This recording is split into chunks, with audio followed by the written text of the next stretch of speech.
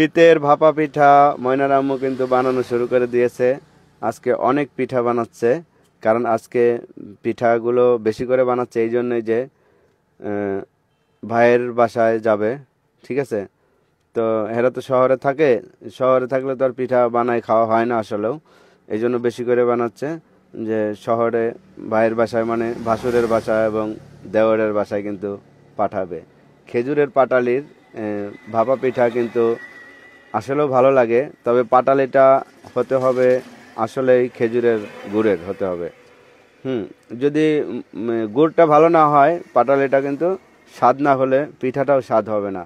তো এই জন্য কিন্তু আমাদের এখানে বাজার থেকে মানে বড় পাটালি কিনে এনে তারপরে কিন্তু টুকরো টুকরো করে পিঠার উপরে দিয়ে রাখে। তা আসলে ময়নার আম্মু পিঠা সব পিঠাই বানাতে পারে। আমরা কিন্তু সব পিঠাই এবার খেয়েছি, ভিজা পিঠা খেয়েছি বা রুটি পিঠা খেয়েছি, পাটিসাপটা পিঠা খেয়েছি, কিন্তু ভাপা পিঠা এখনো খাওয়ার বাকি ছিল। এই জন্য ময়নার আম্মু বলতেছে যে আজকে বানাই।